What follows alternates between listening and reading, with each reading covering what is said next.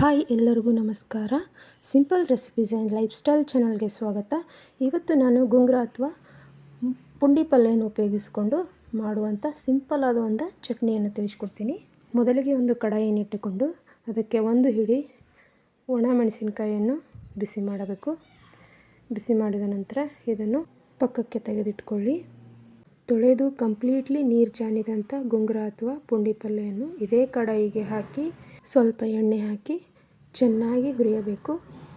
ನೋಡಿ, ಈ ಚಟ್ನಿ ಏನಿರುತ್ತಲ್ಲ, ಪುಂಡಿ ಪಲ್ಯ ಚಟ್ನಿ ತುಂಬ ಚೆನ್ನಾಗಿರುತ್ತೆ. ರೈಸ್ ಜೊತೆ ಆಗಲಿ, ರೊಟ್ಟಿ ಜೊತೆ ಆಗಲಿ, ಖಾರ ಖಾರ ಹುಳಿ ಹುಳಿಯಾಗಿ ಚೆನ್ನಾಗಿರುತ್ತೆ.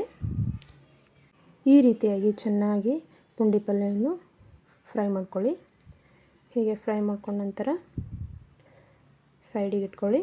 ನಾವು ಮೊದಲೇನು ಬಿಸಿ ಮಾಡಿರ್ತೀವಲ್ವ ಮೆಣಸಿಕಾಯನ್ನು, ಆ ಮೆಣಸಿಕಾಯನ್ನು ಏನು ಮಾಡಬೇಕಂದ್ರೆ ಮಿಕ್ಸಿ ಹಾಕಿ ತಕ್ಕೋಬೇಕು. ಫಸ್ಟಿಗೆ ಮಿಕ್ಸಿ ಹಾಕಿ ಪುಡಿ ಮಾಡ್ಕೊಳ್ಳಿ. ಹೀಗೆ ಪುಡಿ ಮಾಡ್ಕೊಂಡ ನಂತರ ಅದೇ ಮಿಕ್ಸಿಗೆ ನಾವು ಪುಂಡಿ ಪಲ್ಯ ಏನು ಹುರ್ಕೊಂಡಿರ್ತೀವಲ್ಲ, ಆ ಪುಂಡಿ ಪಲ್ಯನೂ ಕೂಡ ಅದೇ ಮಿಕ್ಸಿಗೆ ಹಾಕಿ ಬೆಳ್ಳುಳ್ಳಿ ಹಾಕಬೇಕು.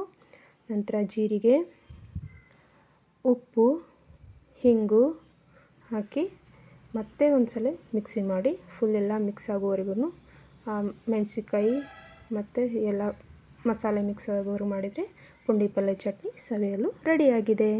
ನೋಡಿ ಎಷ್ಟು ಚೆನ್ನಾಗಿದೆ ಪುಂಡಿ ಪಲ್ಯ.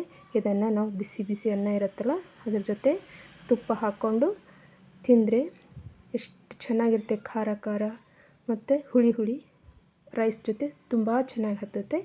ಈ ವಿಡಿಯೋ ನಿಮಗೆ ಇಷ್ಟ ಆಗಿದ್ದರೆ ಲೈಕ್ ಮಾಡಿ, ಶೇರ್ ಮಾಡಿ, ಸಬ್ಸ್ಕ್ರೈಬ್ ಆಗಿ. Thank you.